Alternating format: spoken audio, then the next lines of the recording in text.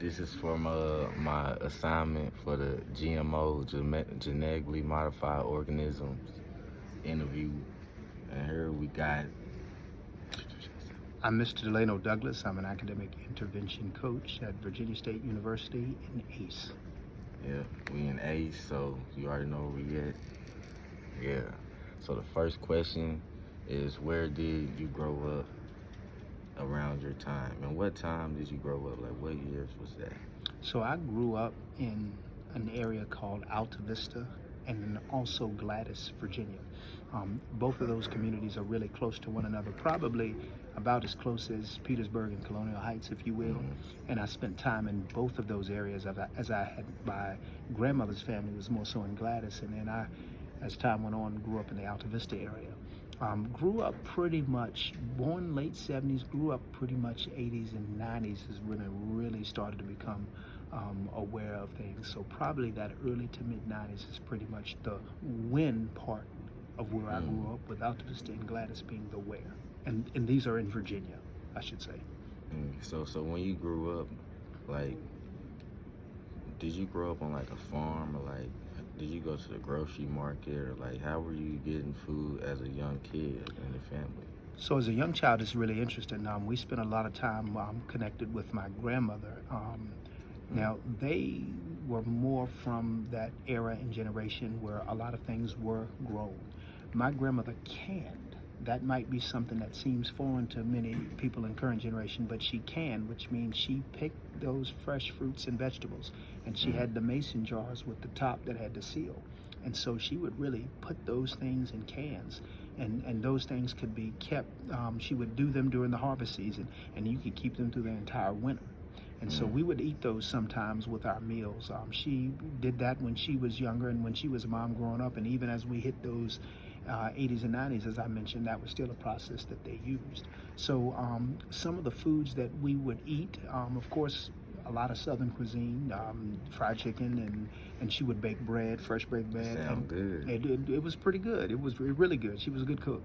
And then she had the vegetables, the green beans, the collard greens, the cabbage.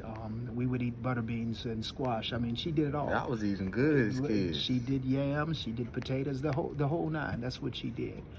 And so the question I see, what foods taste different growing up than that taste different now? So interesting enough, that for the last 4 years I had transitioned my what I eat, but I can tell you a lot of what I think is different now, and I'm eating more fruits and vegetables now, but I think a lot of the foods that were prepped then, less additives.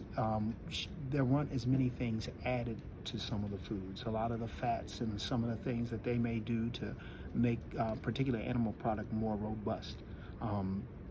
I think a lot of those traditional foods may taste different now, but I have to admit that right now, I'm with the cuisine that I have right now, whole food, plant-based diet. I don't really eat a lot of stuff that I was eating back then. So you don't be eating fried chicken no more? I don't. I moved on. So which would you say was better, back then or now? Oh, I definitely enjoy now, and I think part of it is because of what I'm eating. I'm eating more fresh fruits and vegetables now, though I did enjoy it when I was a kid. I think just kind of what this change has done for me would lead me to believe that I enjoy things more now. That's good. And the next question I had was, did you ever shop at a farmer's market? You know, the funny thing is, I believe that we call them fruit stands back in the day.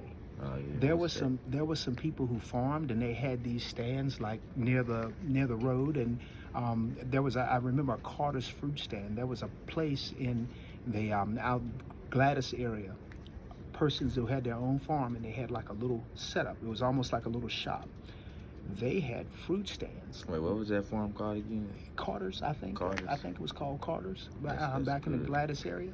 But Carter's farm. Carter's farm. So these fruit stands were pretty much what you would consider to be like a farmer's market, except this was there open consistently. It wasn't like a time when the farmers come in on a weekend to sell. This fruit stand was open. It had its own schedule, just like any other kind of stores back in the day.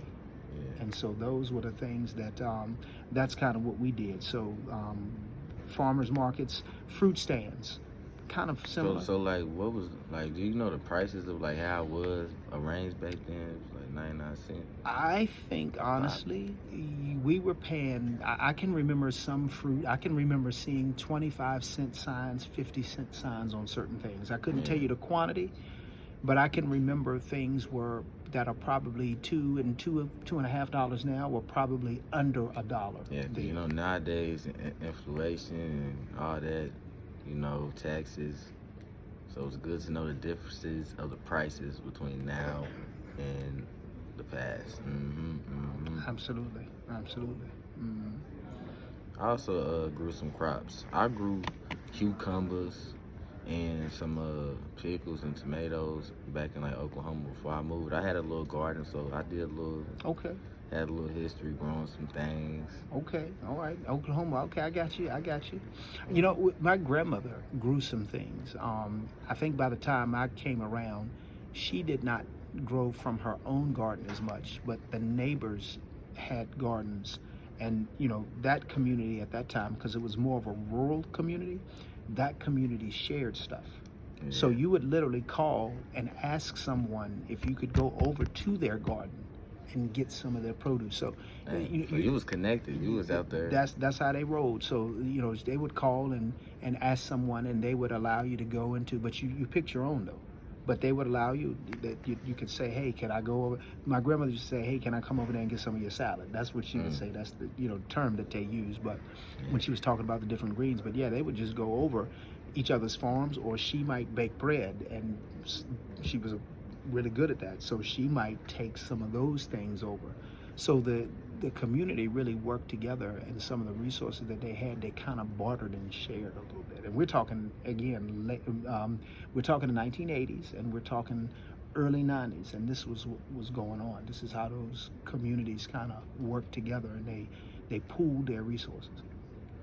That's good. The next question I have is, do you remember anything about GMO, genetic modified organisms? I think I'm more familiar with those from today's time, and I think Mm. that has to do a lot Same. with people wanting to create more of those quantities so they can sell them.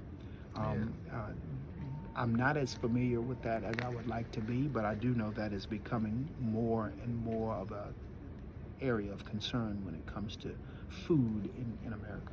Yeah, and like food health and infections, and some of the GMOs are meant to like fight off infections and Hmm. stuff and keep you healthy. Like you said with your diet, you say you eating good now. Yeah, mostly fruits and vegetables. So that's kind of how we roll it now. That's good. That's good. Hmm. I'm trying to think of what else I gotta say. Uh, how did the taste change over the years? Did I ask that Well, I think so. What's interesting is, I don't know to if you, in your opinion? I don't know if I appreciated the fruits and vegetables as much when I was younger. Yeah. I ate them. I don't think I appreciated them to the degree that I do now. Mm. Um, there's a part of Why me you that, think that? well, I was a kid. You wanted the stuff that you bought. You wanted the McDonald's and the Burger King, and you wanted the Candy. stuff that you thought tasted good.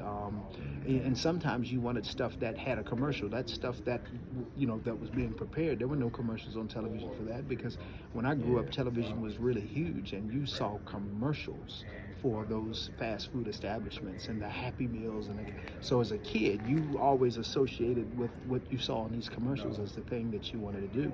And I think I Yeah. kind of took for granted some of the stuff that was prepared for me. But there's a part of me that goes that I probably wasn't thinking about how it tasted as much as what it was or what it wasn't.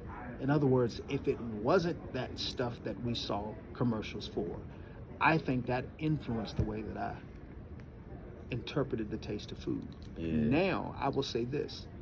The taste to me now is better, but it may be because I'm locked in on it. Yeah, And you locked in. I wasn't locked in back then. Yeah. Back then, I wasn't locked in. That's my bar right I'm there. trying to get locked in more. That's shoot. my bar right there. Not back then, not locked in. Back then. So when you start getting locked in? 2020. 2020. That's good. Start changing it up. And I do see a question, did they know of any nearby farms? What we had neighbors who had their own crops that they grew. And again, as alluded to earlier, some of these neighbors would allow other members of the community to come through and pick some things from time to time. So yes, I'm very That was familiar. lovely of them. It was nice. And then the fruit stand. So we were aware of farms, but these were kind of like specialized areas where, okay, these folks would grow certain items, and if they wanted to plant something one season, they might. Yeah. I remember them, though I'm not super familiar with talking about stuff that was in season. I remember them talking about, hey, I would hear them talk about, oh, they've got this at the farm now, versus weeks or months between, they had something else. So I guess they had an understanding of when it was time to plant and harvest certain things, Yeah. and they were available based upon what the person actually planted and what they had harvested. So they might plant one particular vegetable during the time of the year and have something different. Or they might plant something, and depending on the weather and the climate, maybe that didn't come Yeah, up. because it's cold and winter and season. Right now, that thing ain't going. But yeah. Yeah. But yeah, this was a good interview though. You know, your boy Charis Friday and Douglas, your boy. There you We in here. We in here. We in So here. teacher, you already know